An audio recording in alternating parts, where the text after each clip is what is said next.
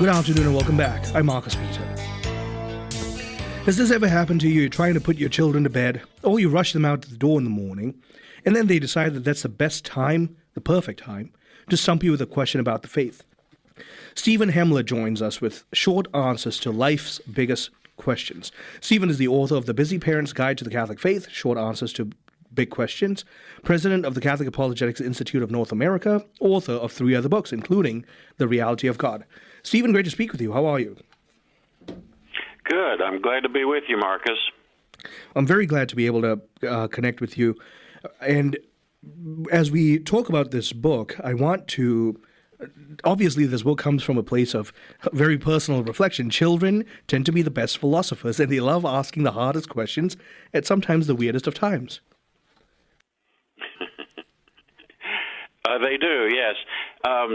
Especially as they get older, they'll be dwelling on these questions, and then all of a sudden get the gumption to ask you that sort of thing. So, it is an interesting situation.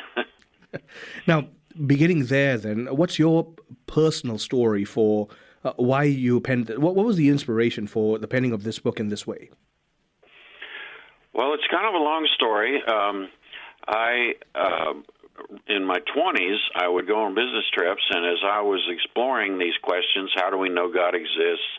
The Bible, Jesus, what's the purpose of life? These big questions in life. I started writing up one-page summaries of these, answers that I came up with, and I called them my life's little learnings. And then we lived in Saudi Arabia. It's a long story. We were there for 13 years, really enjoyed it. We had CCD there and confirmation and priests, and this is in Aramco, Saudi Aramco, the oil company. And they wanted their students to go off to boarding school in the 9th grade, and so they wanted something to equip these students for challenges to their faith and morals that they would experience at such a young age.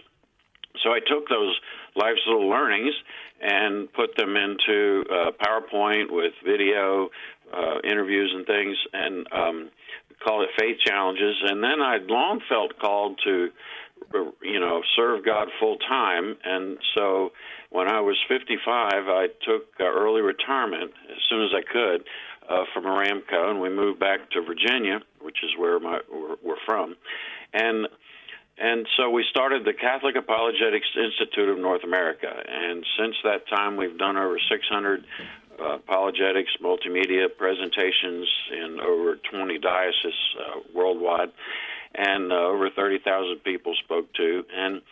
And then when I was getting started with Cana, Catholic Distance University, and they're now called Catholic International University, they approached me about, doing some online apologetic seminars, 3-week-long online seminars. And so I developed those using, again, the PowerPoint. It went from the life's little learnings to the PowerPoint with speaker notes to these lectures. And so these lectures, when I was done with the first one, compelling evidence of God's existence, I had a whole stack of them printed out, and I said, well, shoot, I could make that a book. Never intended to ever write a book. God has amazing ways of prodding us along. And so I developed the first book, The Reality of God, The Layman's Guide to Scientific Evidence for the Creator, based on that seminar. And then they wanted more seminars, so that led to 2 more books, Search No More, the Keys to Truth and Happiness, and Catholic Stories of Faith and Hope, How God Brings Good Out of Suffering. They're all published by TAN. Well, I still had these life's little learnings, the one-page summaries, and several people suggested that we really need to have something for parents, that this, instead of just, life's little learnings, make it a book for parents. And so that's what we did. Scepter Publishers picked it up, Mike Aquilina, and so these big questions we all address, they're short, one at the most 2 typewritten pages. And so parents are very busy, and the questions are very specific. and unique, so you don't have to sit and read the book from one end to the other. You just go to the questions, about God and creation, Jesus, the suffering, salvation, the Catholic Church, and then life and sex. And so those are the various topics. And so that's how it came about. God just had this plan, seems like, from the very beginning, and here we are. Well, I'm really glad you shared that story, because numerous parents are listening to this thinking, you know what, I would love to be more equipped to be able to dialogue with my children, my younger siblings, or perhaps even my grandchildren on these topics. So Right. Your book is a distillation of a lot of the talks that you've been giving across dioceses across the world. How do you propose people use this book? Okay, well, there's a couple ways. One is to just, questions come up, as a parent, read it, or as a grandparent, like you mentioned, or anybody, any family member or friend, and read about that question and then discuss it with their child. Most of these questions are for teenagers and older, and we find that 80% of people who leave the Catholic Church do so before they are, I think, 20 years old, 23, and almost half of the people who are raised Catholic no longer call themselves Catholic. So it's a major problem, and most of them leave because they stop believing what the Church teaches, and they may not even have ever even known, much of what the Church teaches, and so. Only 40% of teenagers believe in God with absolute certainty, surveys show.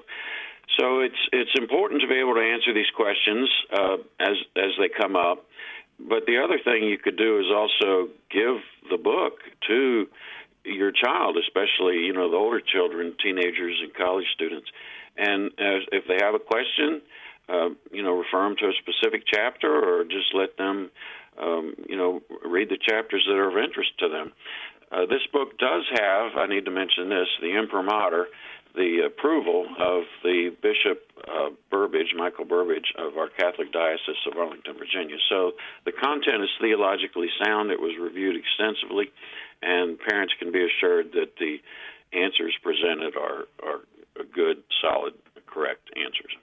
Well, I'm really glad for that. And so what I want to do is to go through some rather big picture questions, chief among which is the existence of God. I think many of our listeners right now would be able to attest to the fact that many people in their families, children, grandchildren, have left the faith and frankly are attesting themselves to be nuns. So let's begin there. The fact that the existence of God, or at least God as existence, is a knowable truth. It absolutely is. And in this book, and then of course in my first book, the scientific evidence of God's existence is presented, and as well as the human evidence. There's evidence within human nature, and a lot of people think all this is pretty compelling, but most people today go with science.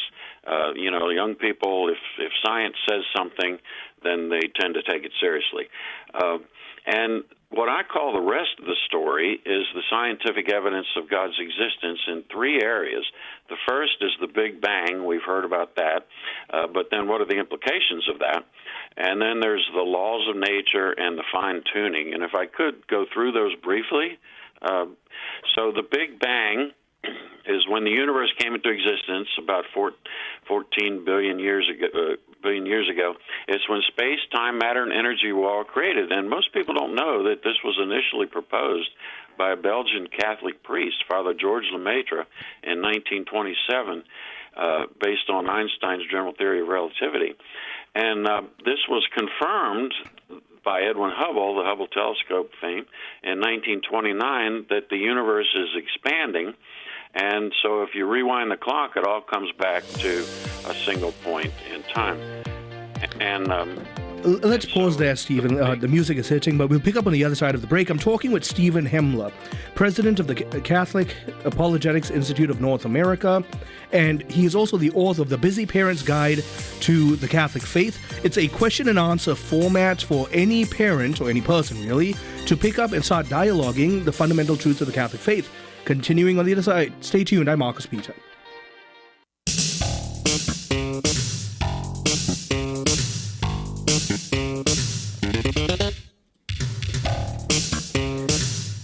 afternoon and welcome back. I'm Marcus Beat. I'm talking with Stephen Hemler, president of the Catholic Apologetics Institute of North America, and we have been talking about his new book, The Busy Parent's Guide to the Catholic Faith.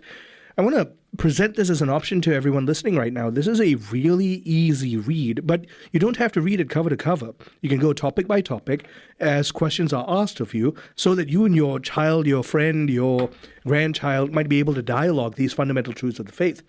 Stephen, we got cut off by the break. I want to invite you to keep speaking to the very logical fact that we can understand by reason that God really does exist. Yes, especially science. And I was talking about the Big Bang, the scientific discovery that our universe had a beginning. That was a surprising discovery in last century cosmology.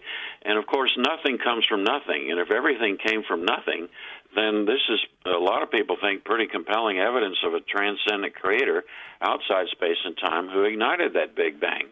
And you would think, after a violent beginning and explosion like the Big Bang, that the universe would behave in a random, chaotic, and unpredictable manner.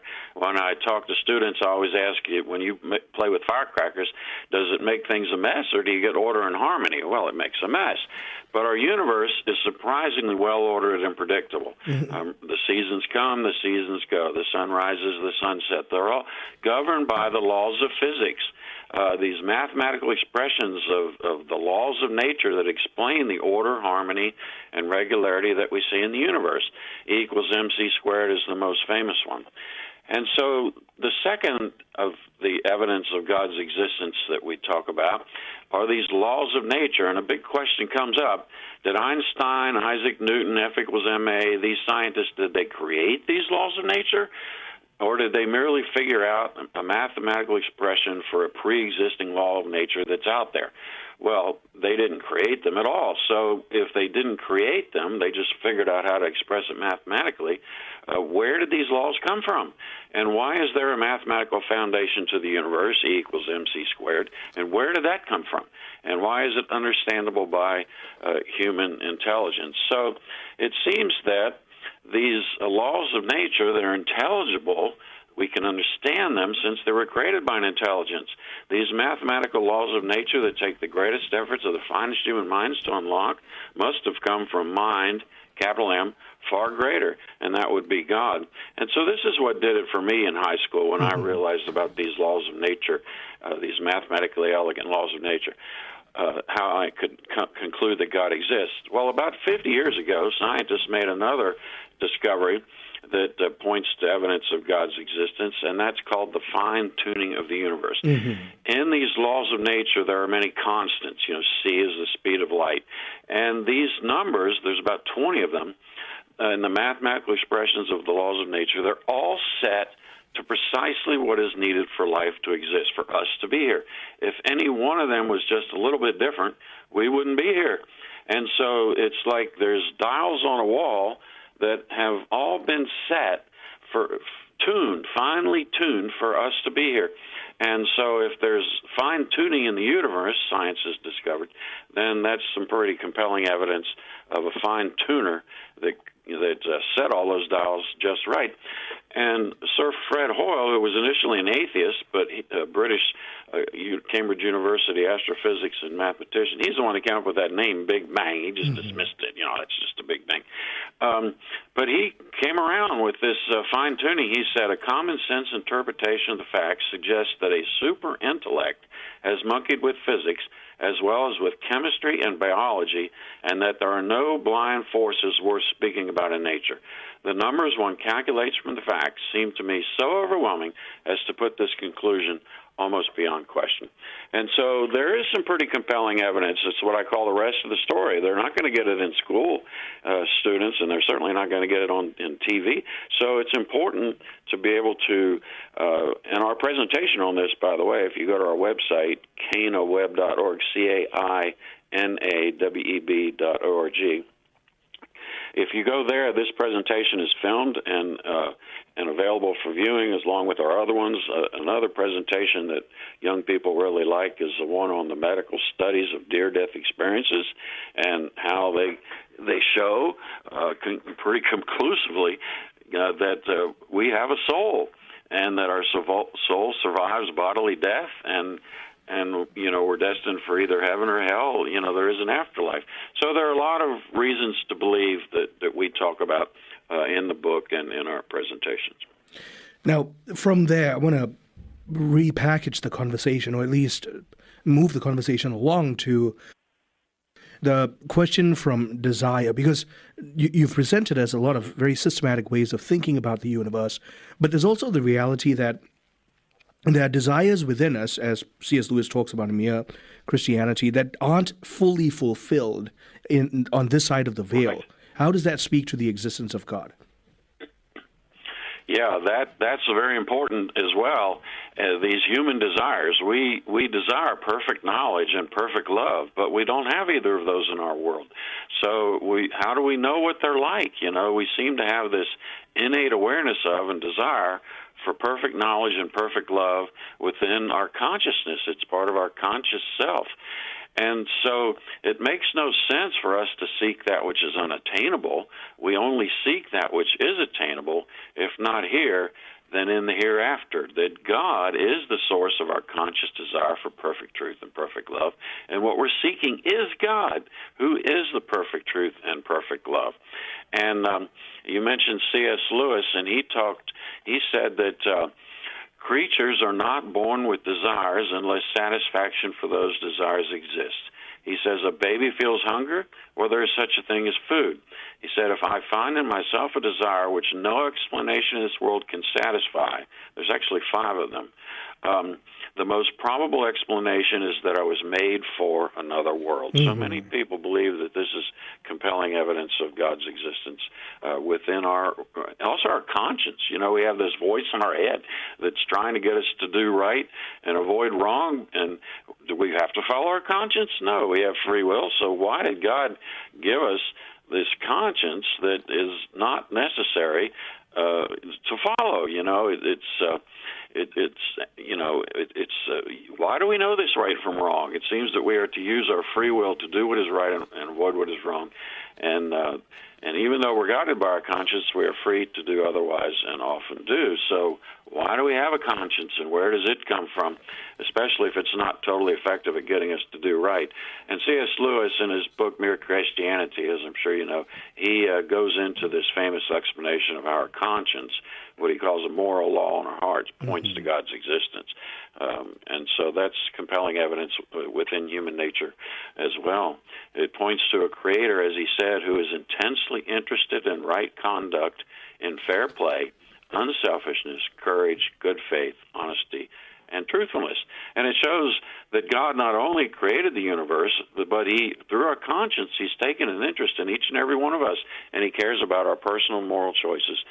So all this we sum up in the book. We call it the 3 C's as evidence of God's existence. The first is the cosmos, the universe, the Big Bang, the laws of nature, and the fine-tuning we were talking about. Second is our consciousness and these desires.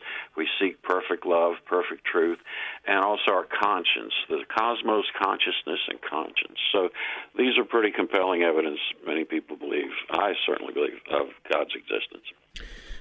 You did not shy away from touching on the brilliance of St. Thomas Aquinas, who himself endeavored to use reason to demonstrate knowing the existence of God. Tell us about that.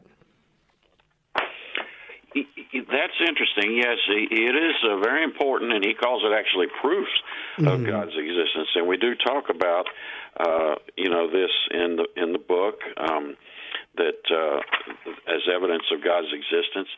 But I find today that most young people, philosophy doesn't seem to sway them very much, and it seems like science, and we're talking about within human nature, that has more of a sway.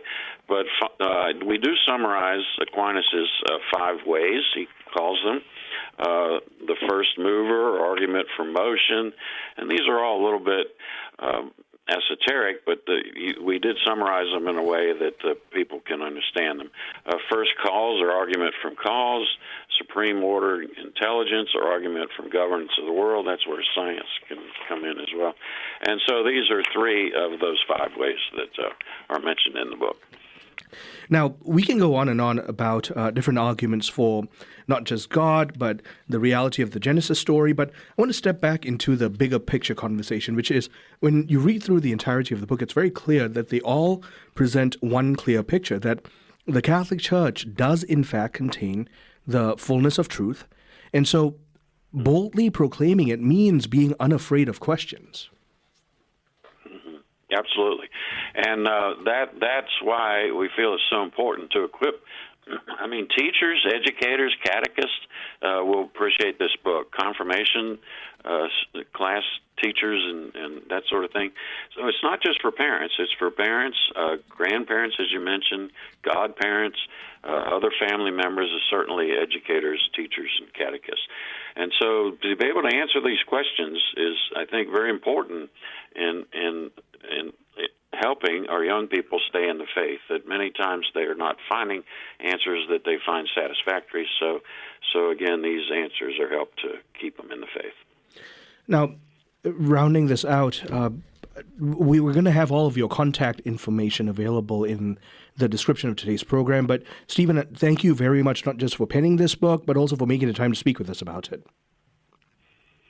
Well, it's been a pleasure being with you, Marcos, and I'm glad you had a good time on the Good News Cruise. A deacon friend of mine gave Bryant, your assistant, a copy of the book, and I'm glad you picked it up. Oh, well, we were glad to receive it. My guest has been Stephen Hemler, president of the Catholic Apologetics Institute of North America. We've been talking about his new book. It's called The Busy Parent's Guide to the Catholic Faith. It's a very easy read, and if your child has any question about the faith, just go to that chapter, see the answers, and engage it boldly with your child because the church has the answers. I'm Marcus Peter.